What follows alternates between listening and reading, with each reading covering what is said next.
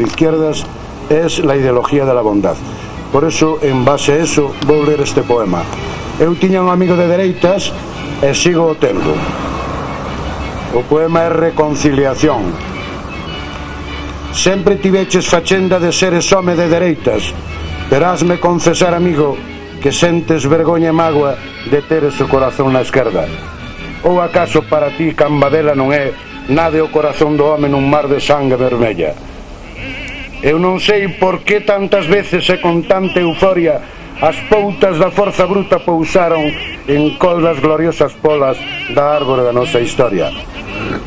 Coidas que pagou a pena que por ideoloxías e credos, odias e retesías pelexasen os irmáns ata matarse, que debemos aínda hoxe seguir ensilvados en tan miserable teima, en tan sórdida carraxe.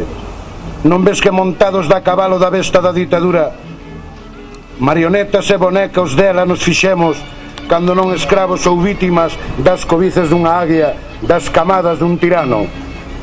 Xa sei xa que boas xentes das túas ideas tamén nalgún caso presa foron da xenreira esquerdista, pero tampouco esquecer debes ti os maioritariamente homes de esquerdas que por defenderen a república legalmente constituída daquela sufriron as letais trabadas da dereita reaccionaria, da barbarie asesina. Que me deixe de remexer nos vertedoiros daquela confrontación fratricida, que amnésico virando a chaqueta esqueza os que sen garantías procesais vilmente fusilados foron nos patios dos cárceres, os que con cobarde nocturnidade paseados foron empeiraos praias e illas, barreiras e canteiras abandonadas, camposantos de vilas e aldeas, bordos dos camiños, gavias das estradas.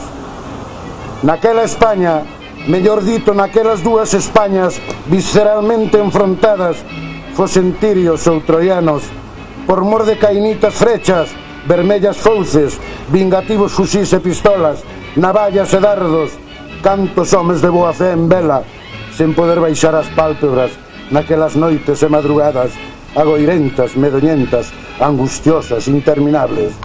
Cantas viúvas de vivos, bebendo de cotío o medo e a dor que producen ameazas, apresamentos, ausencias e distancias. E o que é peor, cantos meniños orfos de protección paternal e agarimo, sen a oportunidade de seguir pronunciando a palabra papá a través das súas tenras frautas de rei señor, dos seus doces beizos, dos seus labios finos. Logo do que veño de dicir, escoita ben, vello amigo. Se definitivamente estiñar queremos as feridas, estou de acordo no nome da concordia do futuro en lle prender lume canto antes o sanguento espantallo do pasado. Pero iso sí, de obrigado cumprimento se fai antes exercer a esquerda o sagrado dereito de homenaxear os seus mártires e heróis, os catro ventos e non as agachadas. Ou é que vencedores vós, durante 40 anos, longos anos, non o fixestes cos vosos, a brután sombra das baionetas, dunha escola ferreamente domesticada, dunha igrexa bastarda, incomprensiblemente vendida? Compre, pois, restituirlle a moitas familias españolas a honra e boa fama que con homicida ferocidade o fascismo lle roubou un día. Necesario se fai por decreto da dignidade recuperarse en medo a memoria para que nunca máis falsos salvadores da patria de dolor e lágrimas emporcallen os brillantes páxinas da nosa historia. Espreguiza, vello amigo, é que aínda non nos serviu de lección tanto sangue derramado. Abra os ollos e convéncete de que a reconciliación é posible. Non ves que para España a piques de abrollar está unha nova e riseira primavera?